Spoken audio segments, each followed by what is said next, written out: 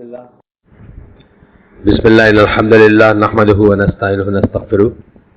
Wa na'udzu billahi min shururi anfusina wa min sayyiati a'malina. May yahdihillahu fala mudilla lahu wa may yudlil fala hadiya lahu. Wa ashhadu an la ilaha illallah wahdahu la sharika lahu wa ashhadu anna Muhammadan abduhu wa rasuluh. Amma ba'd, fa inna khairal hadisi kitabullah wa khairal hadi hadi Muhammadin sallallahu alaihi wasallam. Wa sharral umuri muhdatsatuha wa kullu muhdatsatin bid'ah wa kullu bid'atin dalalah wa kullu dalalatin fin-nar. আসসালামু আলাইকুম ওয়া রাহমাতুল্লাহি ওয়া বারাকাতুহু। আমরা এই বইটা Islamic beliefs যে বইটা আমরা পড়তেছিলাম, Islamic beliefs brief introduction to the আকিদা অফ আহলুস সুন্নাহ ওয়াল জামাআহ, এই বইটার শেষে চলে আসছি আমরা। যে 11টা চ্যাপ্টার আমরা বলতেছিলাম বারবার, যে 11টা সাবহেডিং আছে সেটা আমরা শেষ করছি। এরপরে জাস্ট শেষের দিকে কনক্লুশন টাইপের আছে কিছু, সেখানের ভিতরে আমরা এখন একটা ছোট্ট চ্যাপ্টার পড়বো যেটার নাম হচ্ছে instructions of the imams of instructions of the imams of Ahlus Sunnah, এই চ্যাপ্টারটার নাম। তো এখানে সাদামাটা কথা বললে যে আহলুস সুন্নাহ জামাত যে সমস্ত ইমাম যারা আছেন, যারা আমাদের পূর্বপুরুষ অথবা অ্যানসেস্টরস সালাফ, যাদের কাছ থেকে আমরা দিন গ্রহণ করব বা করে থাকি, যাদেরকে ইমাম জ্ঞান করে থাকি, তাদের ইনস্ট্রাকশনস কিছু পড়বো আমরা। অত্যন্ত দামি কথা কিছু, হয়তো আমরা অনেকে জানি অথবা কিছু জানি কিছু জানি না, আমরা ইনশাল্লাহ শুনবো এবং রিফ্লেক্ট করার চেষ্টা করব। প্রথমে আসতেছে মুআয বিন জাবাল রাদিয়াল্লাহু আনহু, আল্লাহ রাসূল সাল্লাল্লাহু আলাইহি ওয়াসাল্লামের একজন ক্লোজ সাহাবী ছিলেন। তার একটা আসার, আমরা আগেই বলছি সাহাবীদের কথাকে আমরা কি বলি? আসার বলি, সাহাবী। আর রাসূলের কথাকে বা রাসূলের থেকে যেটা আসে সেটাকে আমরা হাদিস বলি। মুআয বিন জাবাল বলেন রাদিয়াল্লাহু আনহু, O people, you must seek knowledge before it is taken away,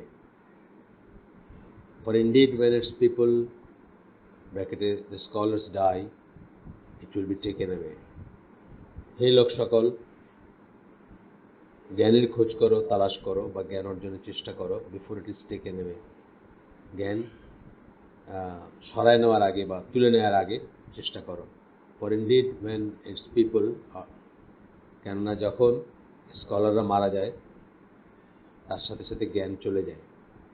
আমরা এটা বুঝি যে যেমন সাহাবীদের মতো তার জেনারেশন এখন নাই, যে কাউকে জিজ্ঞেস করলে বলবেন যে আমি রাসূল সাল্লাল্লাহু আলাইহি ওয়াসাল্লামের সাথে বসেছিলাম এবং such and such things happen, এরকম তার বলার লোক নাই, তাই না? মানে এভাবেই ডিপ্রিট করে যাবে যত দিন যাবে। অ্যান্ড বিওয়্যার অফ বিদাত সম্বন্ধে সাবধান থেকো। চলতেছে এখন মুআয বিন জাবালের কথা। ইনোভেশন অ্যান্ড সফিস্টিকেশন, তিনটা কথা বললেন।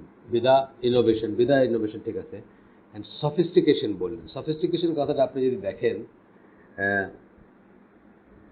এটা হচ্ছে কৃত্রিমভাবে অন্য একটা কথা থেকে আসি আমি। The opposite of art is artless. Art আমরা বলি না, আর্ট শিল্প কলা যাই হোক, তার উল্টাটা হচ্ছে আর্টলেস। আর্টলেস মানে কিন্তু হচ্ছে ন্যাচারাল। ঠিক একইভাবে সফিস্টিকেশনের উল্টা হচ্ছে ন্যাচারাল।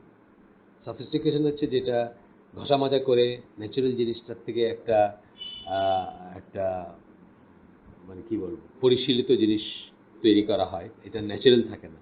যেমন ধরেন যারা ডিপ্লোমেট হয় অথবা যারা কোনো একটা মেশিনারি থ্রুতে পাস করে, অর্থাৎ কোনো ধরেন ওয়েস্টার্ন ইউনিভার্সিটিতে পড়ে আসছে অথবা সাংবাদিক হয়, তারা দেখবেন একটা পার্টিকুলার ওয়েতে কথা বলে। এটা কিন্তু নিজস্বতা না, এটা কিন্তু তাদেরকে ট্রেন করা হয় যে এইভাবে কথা বলতে হয়, এইভাবে কথা বললে ফাঁক ফোকড় রাখা যাবে, পরে কথা চেঞ্জ করা যাবে বা আরও ইত্যাদি। মানে এইসব সফিস্টিকেশন, আর্টিফিশিয়ালিটি বলতে পারেন, ইন এ সেন্স আর্টিফিশিয়ালিটি, যেটা বললাম আমি যে আর্টের উল্টা আর্টলেস মানে ন্যাচারাল, তেমনি সফিস্টিকেশনের উল্টাও কিন্তু ন্যাচারাল। তো বলতেছেন যে বিওয়্যার অফ বিদা, ইনোভেশন, নতুন কিছু দিনের ব্যাপারে নতুন কিছু আসা, বা sophistication, and adhere to the ancient way, এবং পুরানো পদ্ধতির সাথে লেগে থাকা। এই জন্য দেখবেন যে আমাদের অনেকেই, আমরা যেমন আইসিডিতে আমরা কি করি, আমরা যে ঝালাকাগুলো হইতো বা এখনও যেগুলো হবে ইনশাল্লাহ, বা যে কোনো সময় যত প্রোগ্রাম হয়, আমরা চেষ্টা করি অডিয়েন্সটাকে মাটিতে বসাইতে, মাটিতে বলতে ফ্লোরে বসাইতে। হ্যাঁ, ফ্লোর পরিষ্কার থাকে বা ফ্লোরের উপর তো একটা মানে কি বলে কার্পেট টাইপের জিনিস থাকে বা চাদর টাইপের জিনিস থাকে, যাই হোক একটা কাভারিং থাকে হয়তো বা থাকে, ম্যাট টাইপের জিনিস থাকে, কিন্তু আমরা চেষ্টা করি মাটিতে বসাতে বা ফ্লোরে বসাতে। একটা কারণ আছে, ফ্লোরে বসা একদিকে যেমন সুন্নাহ, তেমনি সবাই এক সমতলে থাকে। চেয়ার যদি আমরা দেই, নানা রকম ব্যাপার আসবে, কার চেয়ারটা হ্যান্ডেলওয়ালা, কারটা হ্যান্ডেল ছাড়া, মানে ইত্যাদিতে আর অনেক কিছু থাকবে। আর কাকে কোন বড় চেয়ারে বসানো হলো, কাকে ছোট চেয়ারে বসানো হলো, প্লাস আমরা আরও অনেক কিছু মাথায় রাখি যখন আমরা এই ফ্লোরে বসার ব্যবস্থাটা করি। ফর এক্সাম্পল, টাইট ফিট কাপড় যারা আছে, tight jeans, T shirt, in করা শার্ট প্যান্ট, তার একটা অস্বস্তি লাগবে ফ্লোরে বসতে, এবং আমরা চাই এটা লাগুক। একদিন লাগবে, 2 দিন লাগবে, 3 দিনের দিন উনি কী করবেন, একটু লুজ ফিটিং কাপড় পরে আসবেন যাতে ওনার অস্বস্তি থেকে না লাগে, এবং যেটা সুন্নাহর সাথে যায় এরকমভাবে আর কি। মানে বলতেছেন কি যে Eder to the ancient way, the way of the prophet সাল্লাল্লাহু আলাইহি ওয়াসাল্লাম। মানে যে কোনো কিছুতে, ইভেন খাওয়ার ইটা আমরা চেয়ার টেবিলে খাই, ইটস নট নিষিদ্ধ যে তা বলতেছি না আমি, চেয়ার টেবিলে খাওয়া হয়তো যায় বা কোনো সমস্যা নাই, কিন্তু ধরেন রাসূল সাল্লাল্লাহু আলাইহি ওয়াসাল্লাম যেরকম করে বসে খাইতেন, আপনি জানেন হয়তো পোশ্চারটা, যে পায়ের উপরে, পায়ের পাতার উপরে বসে পশ্চাৎ দেশটা মাটিতে না লাগায় বসে খাইতেন, স্কোয়াটিং যেটাকে বলে ওটা ওরকম। এখন এইভাবে বসে খেলে কি হয়, এই যে উনি যে একটা হাদিসে বলছেন যে 1/3 খাবেন, 1/3 বাতাসের জন্য, 1/3 পানির জন্য থাকবে। মানে আপনি আপনার পেটটা ফুল হইতো না কোনোদিন, স্টমাক ফুল খাইতেন না, আপনি খাইতেন কি 1/3 খাইতেন, এবং এইভাবে বসে দেখবেন আপনার পেটটা এমন স্কুইজ থাকে যে আপনি বেশি খেতে পারবেন। তো এই যে জিনিসগুলো, এই যে জিনিসগুলোর উইজডম ছিল বা জিনিসগুলোর মানে সুপিরিয়রিটি ছিল, ভালো ছিল, আমাদেরকে যে শক্ত সমর্থ, মানে কি বলবো, মানে কেপেবল হিউম্যান বিংস বানাইতো, সেটির থেকে আমরা অনেক দূরে সরে গেছি এবং আমরা উইক হয়ে গেছি। যাই হোক, এরপর এইটা উদ্ধৃতিটা হচ্ছে হুযায়ফা বিন আল ইয়ামান। হুযায়ফা রাদিয়াল্লাহু আনহুর কথা আপনারা হয়তো এমনিতেও জানেন।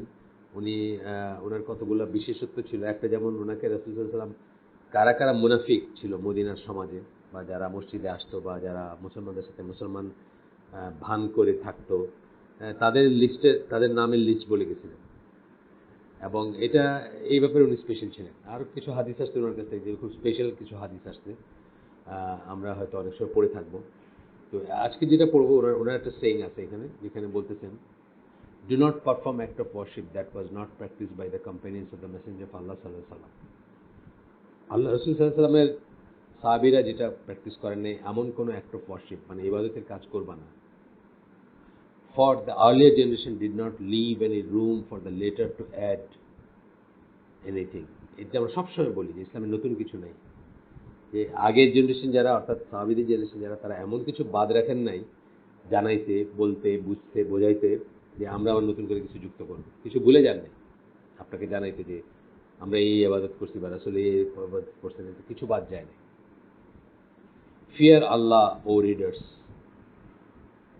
কমা সিকার্স অফ নলেজ, আল্লাহকে ভয় করো হে পাঠক, হে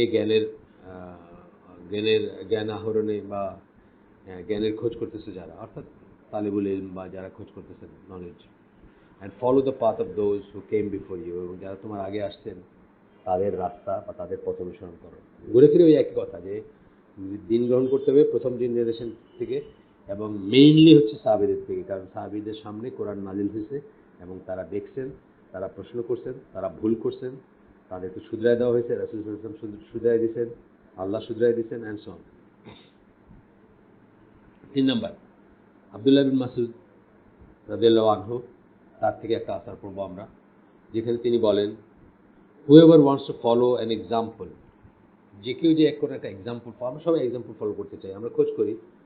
whoever wants to follow an example, let him follow the example of those who have passed away, the companions of Muhammad সাল্লাল্লাহু আলাইহি ওয়াসাল্লাম। ওনারা কিন্তু সবাই কম্পেনিয়ন, যাদের কথা এখন পর্যন্ত পড়তেছি সবাই কম্পেনিয়ন। তারপরেও তারা কম্পেনিয়ন পাসড অ্যাওয়ে, মানে আমরা যখন পড়বো তখন তারা নাই আর আমাদের ভিতর, তাদেরটা যেন আমরা ফলো করি, এই কথা বলতেছেন, সাহাবীদের কথা। দ্য কম্পেনিয়ন্স অফ মুহাম্মদ সাল্লাল্লাহু আলাইহি ওয়াসাল্লাম, আল্লাহ রাসূল সাহাবীদেরকে যেন ফলো করে, তার এক্সাম্পল যদি খুঁজে তাদের ভিতরে যেন খুঁজে। They are the best of this উম্মাহ, the purest in heart, the deepest in knowledge, the least in sophistication. আবার সফিস্টিকেশন কথাটা বললেন। মানে আর্টিফিশিয়ালিটি বা আর্টিফিশিয়াল ফুটানি করার যেসব জিনিস আছে না, যে এইভাবে খাওয়া, এইভাবে পড়বা, এইভাবে বসবা, এইভাবে এটা করবা, যেগুলো আমরা শিখি আর কি ম্যারিন একাডেমিতে, মিলিটারি একাডেমিতে শিখি না আমরা, এগুলো তো সব আমরা পশ্চিমাদের থেকে পাইছি। আর্টিফিশিয়াল ভাবে কাউকে গ্রুম করা, কিছু ফর্মুলা দেওয়া থাকে যে এইটা এরকম করে না, ওইটা এরকম করে না। আমাদের ফর্মুলা হবে শুধুমাত্র কোরআন এবং সুন্নাহ, সোজা কথা। আচ্ছা, they were the best of this উম্মাহ, সাহাবীরা এই উম্মার সবচেয়ে সর্বশ্রেষ্ঠ ছিলেন। দ্য পিওরেস্ট ইন হার্ট, যাদের অন্তরটা ছিল একেবারে সবচেয়ে পরিশুদ্ধ বা শুদ্ধ। দ্য ডিপেস্ট ইন নলেজ, তাদের জ্ঞান ছিল, গভীর জ্ঞান ছিল। দ্য লিস্ট ইন সফিস্টিকেশন, এবং তারা লিস্ট ছিলেন সফিস্টিকেশনে, কৃত্রিমতা তারা অত্যন্ত যত যত যত যতটুকু সম্ভব কম কৃত্রিমতা ছিল তাদের ভিতরে। They were people from they were people they were people whom Allah chose to be the companions of his prophet. এটা আমরা আগেও বলছি আপনাদের, যে সাহাবীদের সম্বন্ধে আমরা যখন চিন্তা করব, প্রথমেই মনে রাখবো যে আল্লাহ তাদেরকে আল্লাহ রাসূলের সাহাবী হওয়ার জন্য, এই কঠিন পরীক্ষায় উত্তীর্ণ হবার মতো চরিত্র সম্পন্ন মানুষদেরকে চুজ করে নিয়েছিলেন আল্লাহ রাসূলের সাহাবী হওয়ার জন্য, from among the whole mankind. রাসূল যেরকম পুরা ম্যানকাইন্ডের ভিতর থেকে সবচেয়ে শ্রেষ্ঠ মানব, তেমনি তার সাহাবীরাও ছিলেন বিশেষ একটা কালেকশন, যাদেরকে আল্লাহ চুজ করছিলেন to be with him or to endure things. আচ্ছা, এরপরে বলছেন and to convey his religion, এবং আরও শুধুমাত্র রসুলের সাহাবী হওয়া না, কনভে তার তার তার দিনটাকে মানুষের কাছে পৌঁছে দেওয়ার জন্য। আপনি দেখেন রসুলের মৃত্যুর অল্প দিনের ভিতরেই সাদ বিন আবি ওয়াক্কাস বাংলাদেশের উপর দিয়ে চায়নায় গিয়ে পৌঁছেছিলেন, বাংলাদেশ হয়ে গেছিলেন, প্রমাণ পাওয়া যায় ইতিহাসে, আপনারা পড়ে দেখেন রসুলের সাহাবী। তো কি বলতেছেন যে and to convey his religion, এবং তাদেরকে চুজ করছিলেন কি জন্য চুজ করছিলেন? রাসূলের সাহাবী হওয়ার জন্য এবং দিনটাকে পৌঁছায় দেওয়ার জন্য অন্যদের কাছে। So imitate their ways and behaviour, যদি আপনি অনুসরণ করতেই হয় কাউকে, তাহলে তাদের ওয়েজ, তারা যে পদ্ধতি ফলো করতেন সেটা ফলো করেন, এবং তাদের ব্যবহার আচরণ বিধি দেখেন। For they were following the straight path, কারণ তারা সরল পথের উপর ছিলেন, স্ট্রেট পাথের উপর ছিলেন। কোরআন এবং হাদিস থেকে আমরা জানি যে সাহাবীদেরকে আল্লাহ সরল পথের উপর বলে, বা সিরাতুল মুস্তাকিমের উপর আছেন বলে সার্টিফাই করছেন। আচ্ছা, এরপরে কি বলছেন? অ্যান্ড আবার আব্দুল্লাহ বিন মাসউদের আরেকটা আসার আসতেছে পরপর, যেখানে উনি বলতেছেন follow and do not innovate, অনুসরণ করো কাদের? সালাফদের, সাহাবীদের, রসুলকে। অ্যান্ড ডু নট ইনোভেট, নতুন কিছু বাইর করো না। For everything has been taken care of, সব কিছু, এই যে আমরা বলি দিন কমপ্লিট, এটার বুঝটাই হচ্ছে এটা, যে সব কিছুই দিনের ভিতরে কমপ্লিট হয়েছিল, নতুন করে খোঁজ করার কোনো দরকার নাই, নতুন করে গবেষণা করার কোনো দরকার নেই, সব কিছু কমপ্লিট ছিল। শরিয়া কমপ্লিট, ইসলাম কমপ্লিট, দিন কমপ্লিট। প্রতিটি জিনিসের জন্য, প্রতিটি প্রবলেম আমরা আজকে যেগুলো সলভ করতেছি, এইগুলোর জন্য কোনো না কোনো দিক নির্দেশনা শরিয়াতে আছে, এবং শরিয়া কমপ্লিট, আপনি খোঁজ করলেই পাবেন ইনশাআল্লাহ। এটাই হচ্ছে আহলে সুন্নাহ ওয়াল জামাতের বুঝ। And you must follow the ancient way, এবং কী করবেন আপনি? যেন এনশিয়েন্ট ওয়ে, মানে ওয়ে অফ দ্য সালাফ, আপনি আহলে সুন্নাহ ওয়াল জামার যে ওয়ে, পুরাতন পন্থা, আদি পন্থা, অরিজিনাল পন্থা, একমাত্র পন্থা, সেটা খোঁজ করবেন, সেটা ফলো করবেন। এরপরে আসতেছে আরেকজন বড় সাহাবী, 4 নম্বরে আব্দুল্লাহ বিন ওমর। আপনারা জানেন মানে খুবই উচ্চ মর্যাদার সাহাবী, খুব স্ট্রিক্ট ছিলেন অবশ্য, মানে একটা ফিকের শক্ততমটা বা শক্তটা উনি গ্রহণ করতেন বা নিতেন, বা ওনার রুলিংগুলো শক্ত হইতো, বাট খুবই মানে উচ্চ মর্যাদার একজন সাহাবী। উনি বলেন, people will continue people will continue to adhere to the correct way so long as they follow the footstep of the Prophet sallallahu alaihi wasallam. যতদিন তারা রাসূলের পদাঙ্ক অনুসরণ করবে, ততদিন তারা কারেক্ট ওয়ে, মানে সঠিক পথের উপর থাকবে। অ্যান্ড হি সেড, আরেকটা সেইং তার বলতেছেন, দুই জায়গা থেকে, বা দুইটা আর কি, আপনার না একই বই থেকে মনে হয়, দেখি একটু আমি, হ্যাঁ একই বই, না 2 বই থেকে, এই জন্য 2টা নাম্বার দিয়েছেন, ঠিক আছে।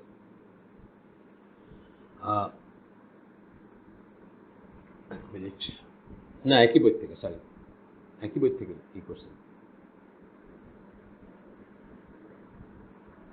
এখানে বলতেছেন শার উসুল ইতিকাদ আহলুস সুন্নাহ ওয়াল জামাত ওটার নাম আর কি।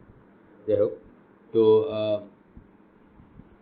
সেকেন্ড সেইংটা হচ্ছে এভরি বিদা is মিসগাইডেন্স, Kulla বিদাতিন দালালা, even if the people think it is good, প্রত্যেকটা বেদাতি হচ্ছে পথভ্রষ্টতা।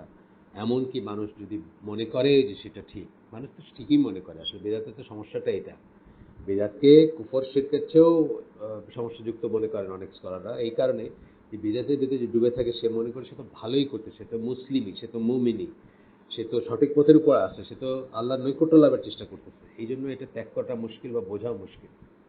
আচ্ছা, এরপরে আবু আর দারদা আর একজন সাহাবী, তার একটা পড়বো আমরা আসার। সেটা হচ্ছে you will never be misguided so long as you follow the footstep of the Prophet sallallahu alaihi wasallam। একই কথা, একই রকমের কথা আব্দুল্লাহ ইবনে ওমর যা বললেন সেরকমই কথা বলতেছেন যে তোমরা কখনোই পথভ্রষ্ট হবা না যতক্ষণ তোমরা আল্লাহ রাসূল সাল্লাল্লাহু আলাইহি ওয়াসাল্লামের পদাঙ্ক অনুসরণ করতেছো। এমনি বোঝা যায় এটা। আচ্ছা, 6 নম্বর হচ্ছে আলী বিন আবু তালেব বা আলী বিন আবি তালেব, কারেক্টলি গ্রামার হিসেবে বললেন। আবু তালেব ওনার বাবার নাম, কিন্তু আমরা যখন গ্রামাটিক্যালি কারেক্ট বলতে যাব তখন কি বলি, আলী বিন আবি তালেব। যেমন আকরামুজ্জামান বিন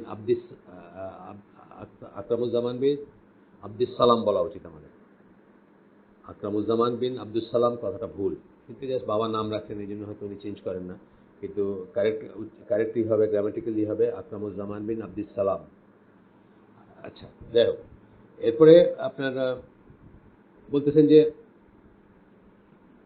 আলী বিন আবি তালেব বলেন, if religion were based on what people think is common sense,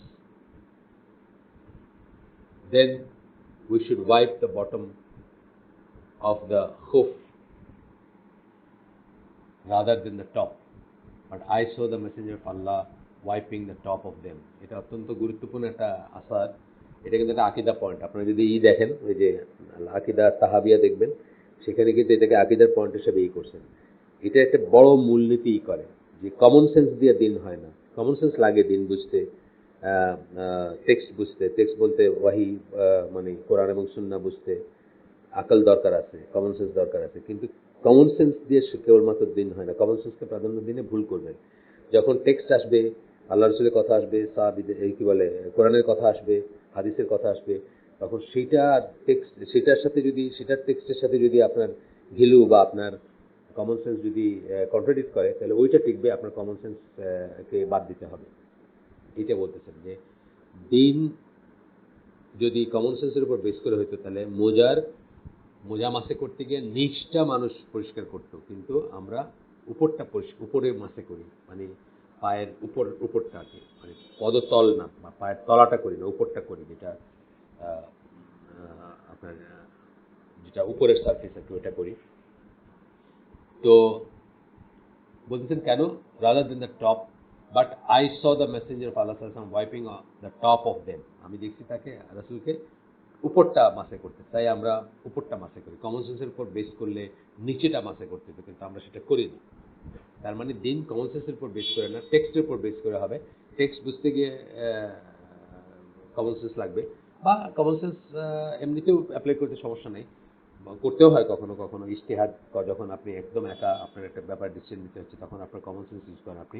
but that common sense should not contradict text বা নস। কোরআন এবং সুন্নাহর বিপক্ষে যাবে না। যদি বিপক্ষে যায় তাহলে কোরআন সুন্নাহ স্ট্যান্ড করবে, আপনার সেই কমন সেন্স বাদ যাবে। আচ্ছা, আব্দুল্লাহ বিন আমর বিন আল আস, ইনি সাহাবী, বাবা সাহাবী, ছেলে সাহাবী, এরকম অনেক আছেন এখানে। আব্দুল্লাহ ইবনে ওমর বললাম, ওনার বাবা সাহাবী, উনি সাহাবী। তারপরে এরকম আরো আছেন, আমরা দেখব, পরে আরো দেখব। ইনিও একজন সেরকম, আব্দুল্লাহ বিন আমর আল আস রাদিয়াল্লাহু আনহুমা বলি আমরা সাধারণত, মানে দুইজনের কথাই বলি। আল্লাহ দুইজনকেই করুন, মানে বাবা ছেলে দুইজনকেই আল্লাহ করুন, কি বলে,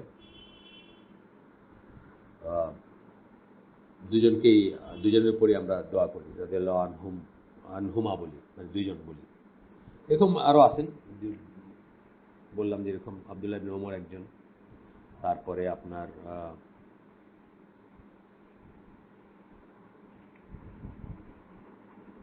আব্দুল্লাহ ইবনে আব্বাস একজন, এখানে আপনার যার কথা বলতেছি যে আব্দুল্লাহ বিন আমর বিন আলাস।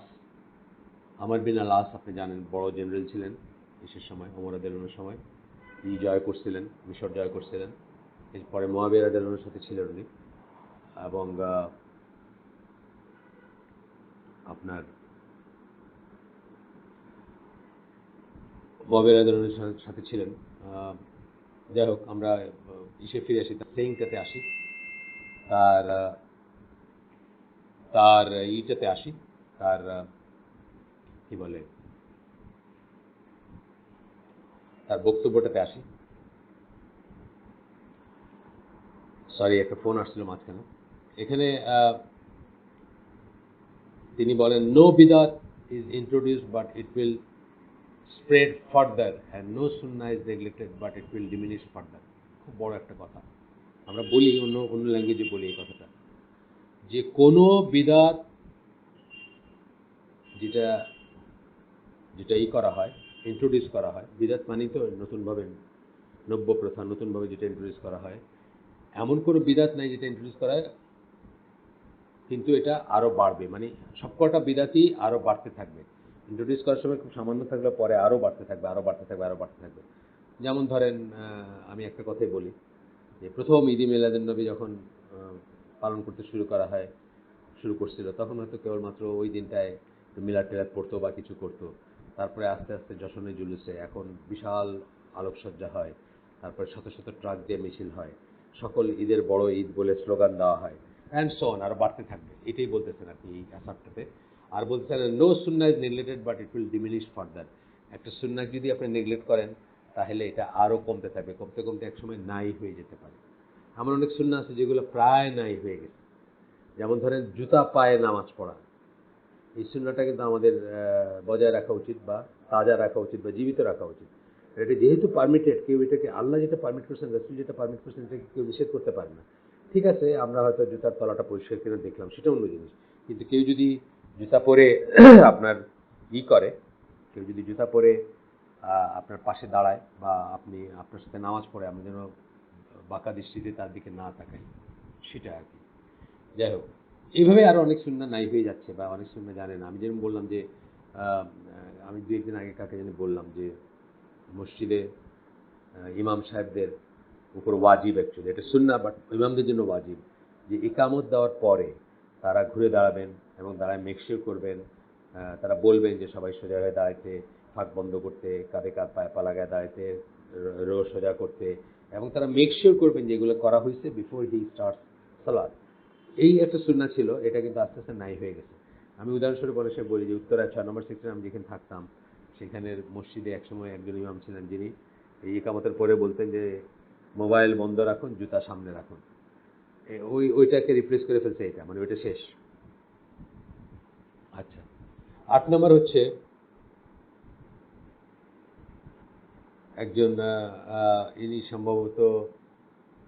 ইনি সম্ভবত সাবিনা, যে জন্য তার নামের পিছনে কোনো দেন নাই, মানে ওই রাদিয়াল্লাহু আনহু বা ইত্যাদি লেখা নাই। আব্বাস ইবন রাবিয়া, উনি বলেন যে উনি ওমর রাদিয়াল্লাহু আনহুকে দেখছেন kissing the black stone and saying, হাজরে আসওয়াদ যেটাকে আমরা বলি, সেটা চুমা খাচ্ছেন এবং বলতেছেন, I know that you are only a stone and can neither do harm or bring benefit. আমি জানি তুমি কেবলই একটা পাথর, তুমি আমার কোনো ক্ষতিও করতে পারো না, লাভও করতে পারো না। If I had not seen the messenger of Allah সাল্লাল্লাহু আলাইহি ওয়াসাল্লাম কিসিং ইউ, আমি যদি আল্লাহ রাসূল সাল্লাল্লাহু আলাইহি ওয়াসাল্লামকে না দেখতাম তোমাকে চুমা দিচ্ছেন, I would not have kissed you, আমিও তাহলে তোমাকে চুমা দিতাম না। অর্থাৎ আমরা রাসূল সাল্লাল্লাহু আলাইহি ওয়াসাল্লামকে যদি কোনো একটা কাজ করতে দেখে থাকি বা করে থাকেন, আমরা সেটা অন্ধভাবে অনুসরণ করতে পারি কেবলমাত্র, কিন্তু এর বাইরে আমরা আর কোনো কিছুতে, মানে জাস্ট ওনাকে দেখছি দেখে আমরা চুমা দিচ্ছি, কিন্তু তুমি একটা পাথরই, তোমাকে আমি পাথরই মনে করি, তুমি আমার কোনো লাভও করতে পারো না, কোনো ক্ষতিও করতে পারো না। এই জিনিসের ভিতরে অনেক অনেক শিক্ষণীয় ব্যাপার আছে এই স্টেটমেন্টের ভিতরে। যেমন যেমন ধরেন, অনেক সময় আমাদের এখনকার দিনে গবেষণা আছে যে কাবা, মেক্কা, ওয়ার্ল্ডের সেন্টারে, গোল্ডেন রেশিও, আরও কত রকম কিছু। কিন্তু আমরা আসলে কেন কাবাকে কিবলা বানাইছি, কেন কাবাকে সেন্টার করে নামাজ পড়ি? সিম্পল রিজন, আল্লাহ বলছেন সেই জন্য। আল্লাহ যদি এখন আমাদেরকে ফুজিয়ামা মাউন্টেনের দিকে মুখ করে নামাজ পড়তে বলতেন, আমরা তাই পড়তাম। আল্লাহ যদি আমাদেরকে মাঝখানে 17 মাস জেরুজালেমের দিকে মুখ করে মদিনায় মুসলমানরা নামাজ পড়ছেন, সেই 17 মাস জেরুজালেমের দিকে আল্লাহ বলছেন, সেই জন্য পড়ছেন। আবার আল্লাহ সেই কিবলা ঘুরে গেছেন কাবার দিকে, আবার সেদিকে পড়ছেন। তো সুতরাং মেইন রিজন হচ্ছে আল্লাহ বলছেন সেটা। যাই হোক, এই আমরা আজকে এরপরটা বেশ বড়, এরপরটা বড়। আমরা যদি আলোচনায় যাই তাহলে হয়তো আপনার হইতে পারে, কি বলে, সময়টা একটু এক্সেস লেগে যেতে পারে। আজকের জন্য আমরা এখানে শেষ করে দিই। আমরা তাড়াহুড়া নাই, আস্তে আস্তে আমরা শুনবো, অসুবিধা কি আছে, শুনবো, ডিসকাস করবো ইনশাআল্লাহ। সুবহানাকা আল্লাহুম্মা ওয়া বিহামদিকা আশহাদু আল্লা ইলাহা ইল্লা আনতা আস্তাগফিরুকা ওয়া আতুবু ইলাইক। আমরা যা শুনলাম তার মধ্যে ভালো কিছু শুনে থাকলে সমস্ত প্রশংসা আল্লাহর, এবং খারাপ কিছু শুনে থাকলে সমস্ত ব্যর্থতা আমার, এবং সেটা শয়তানের তরফ থেকে। আল্লাহ যেন আমাদেরকে ভালো যা শুনলাম তার উপর আমল করার তৌফিক দেন। আসসালামু আলাইকুম ওয়া রাহমাতুল্লাহি ওয়া বারাকাতুহু।